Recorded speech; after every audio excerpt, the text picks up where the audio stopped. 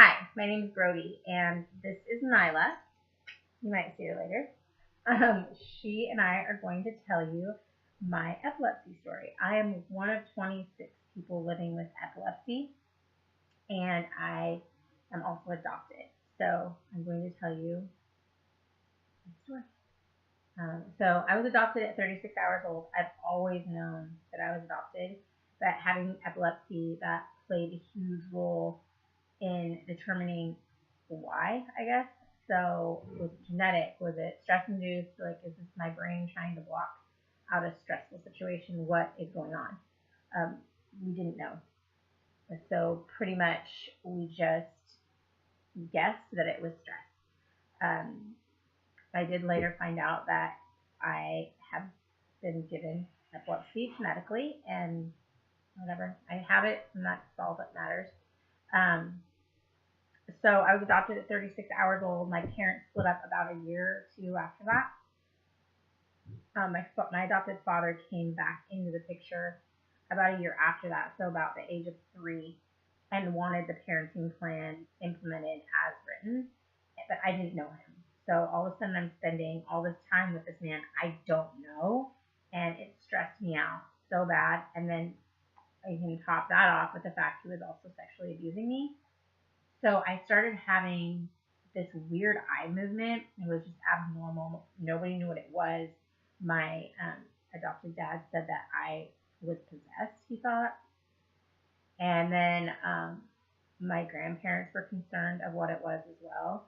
So my mom took me to the doctor, my pediatrician, and my pediatrician told her he thought it was a neurological issue. We lived in Boise at the time. Then my mom got a referral over to a pediatric neurologist in Boise, and that doctor told her that I had epilepsy, but that I would grow out of it. So there was no treatment plan given, no medication, nothing. I just would grow out of it. So I was diagnosed with absence seizures, and I had those up until the age of 6. And so the pediatric neurologist in Boise was correct. I did grow out of them, but only for a short period of time. At 5 years old, my mom found out that I was being molested, and then she took the necessary steps to get me away from that man. And at the age of 6, she was awarded full custody of me, and then we permanently moved to Portland, Oregon. And we lived there from the age of 6 until about 12, and then at 12 we moved to Vancouver, Washington, and then and that was a very normal period of time for me. Even when I was still having seizures, I just don't really remember it being an abnormal childhood. I went and played outside. I played on the jungle gym. I did ballet. I was in sports that I'm pretty sure nobody wanted me on their team because I was a dandelion picker. But I still did them. I was still so. And I had friends and sleepovers and all that stuff. Like, I was never limited by my parents, ever. My mom and my stepdad. And so my mom's name is Anne, and my dad that raised me from the age of 6 on, his name is Rick. And I have a stepdad now too, but we'll get to that later. So at the age of 13, I started having absence seizures again. And my mom immediately took me to the doctor and got a referral to a pediatric neurologist at Portland Providence. And I don't remember his name, but I remember he gave me Depakote, and I remember I didn't like it, and I remember being very non-compliant, but my mom made sure I took it. So within a month of being put on Depakote, I had my first tonic-clonic seizure at Red Robin after a junior high dance, my first junior high dance. And I remember I was wearing a skirt, and I remember my mom being there when the ambulance got there, and the paramedics rolled me out of the restaurant in front of everyone at my school, and my mom was in a panic, of course, and I don't blame her. Then that was my last tonic-clonic seizure from the age of 13 until the age of 20. Again, that period of time, yeah, I was marked with absence seizures, but I had boyfriends. I did everything. And I did too much, probably. In fact, I remember I was very rebellious, and I really just wanted to be normal. All of a sudden, I had the braces, I had the seizures. Like, did not want to be that kid, but I was. And so I did everything I could to prove I was normal. I mean, my mom, bless her heart, I don't know how she got through my teen years. Oh, that's right. She sent me to boarding school. So I went to boarding school for a year, but that's where I learned that I love running. So it was a good thing. And it got me through high school and made my mom and I's relationship so much better. And I can learn how to process my feelings. And yeah, I know some people from around the United States that I never would have known otherwise. And they are amazing people. And I probably should keep in better contact with them. But yeah, I had a very normal growing up, even with my seizures. At the age of 18, 19, I started going to college at Clark College in Vancouver. I wanted to be an attorney, but that didn't happen, which is absolutely fine with me. Let's see. I was going to school, and my mom and I decided to take a trip to Boise to visit my sister and her kids, and my mom had a class reunion. So I went with her. It was summertime, and I was standing in the kitchen of my sister's beautiful home, and she tells the story that I was talking to my brother-in-law and her kids. She was in the bathtub, and all of a sudden she heard a drop, and she heard a bunch of noises.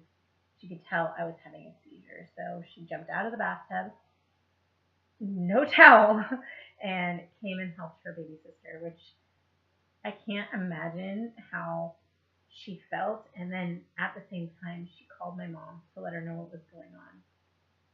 My mom drove back from her high school reunion and got there before I woke up. So she put me to bed, and I also decided that I was going to let my mom know that my best friend and I had decided that we were going to get tattoos, which we had. So I'd had tattoos for 2 years, and my mom was not happy, but it was a great time to tell her because she felt sorry for me. So that's like literally my only Caesar story, which isn't even funny. I don't know. I made sure my mom knew at a time when she wasn't going to punish me too bad, even though I was 20. So no more really seizures between 20 and like 23, 24. Tonic-clonic seizures. I still had absent seizures all the time, like at least once a day, and more if I was tired or stressed out.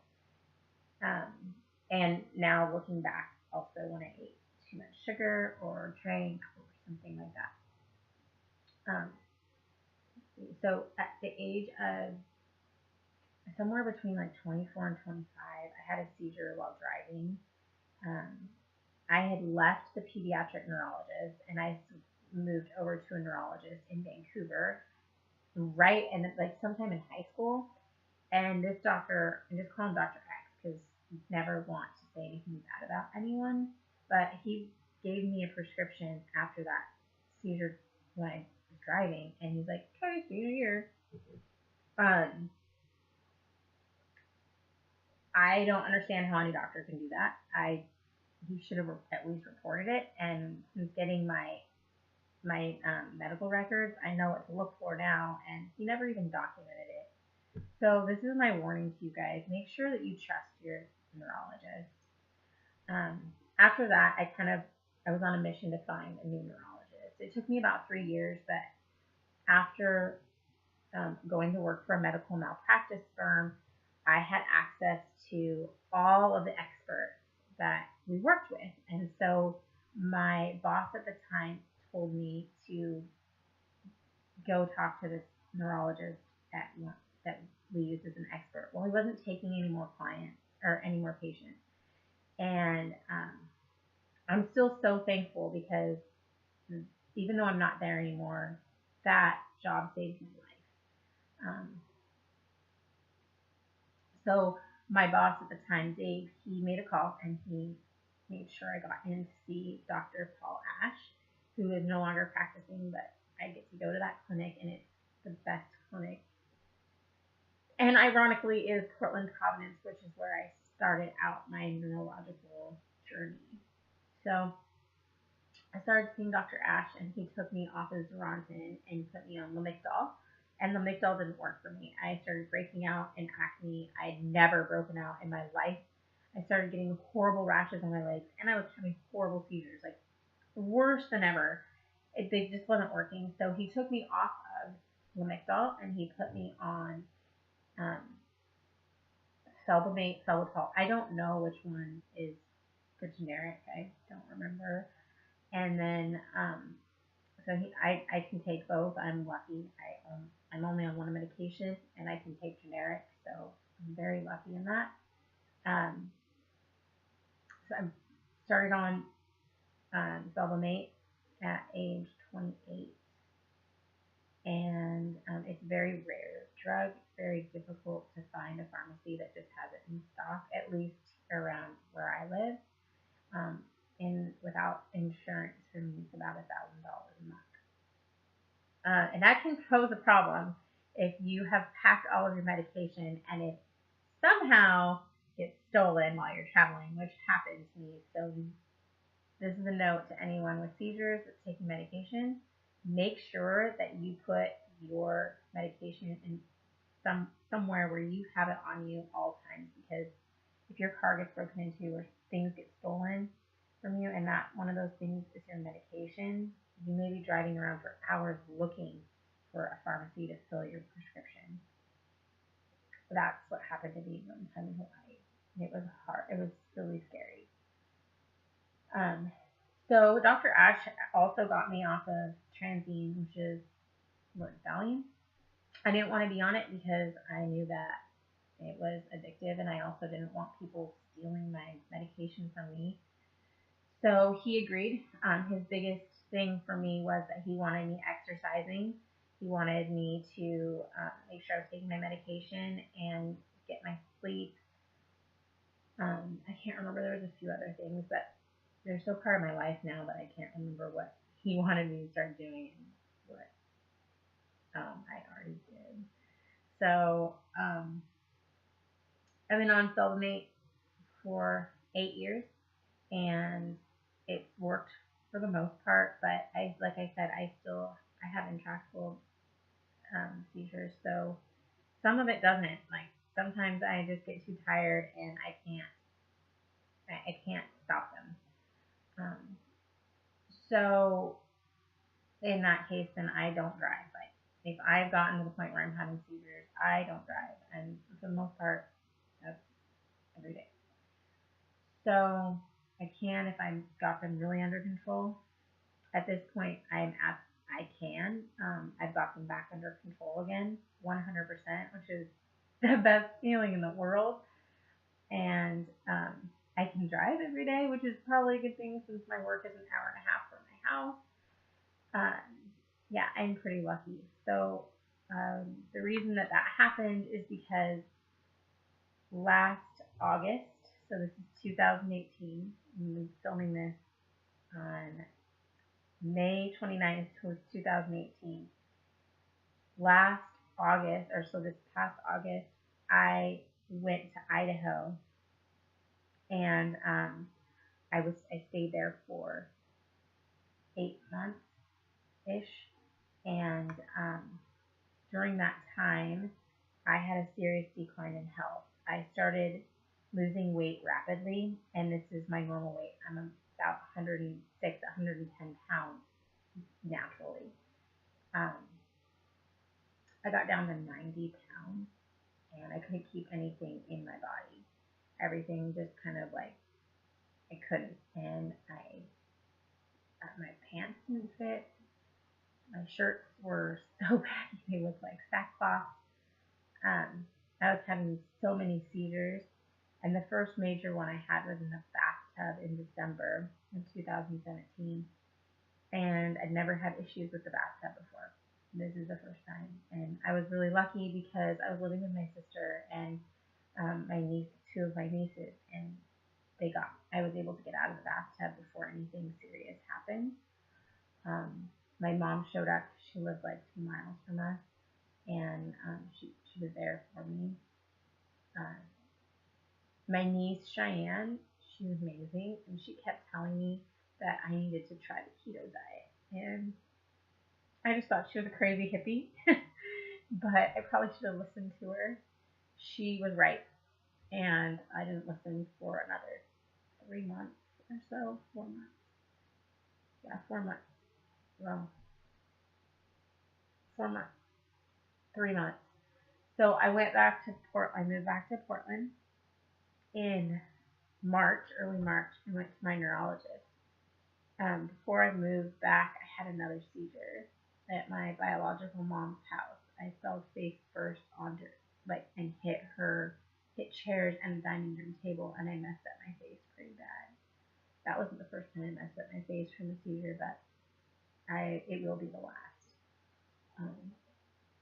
So I came back to Portland, and I went to see my neurologist, and I told him what had been going on, and he suggested switching my medication, something that I was absolutely opposed to simply because of the side effects.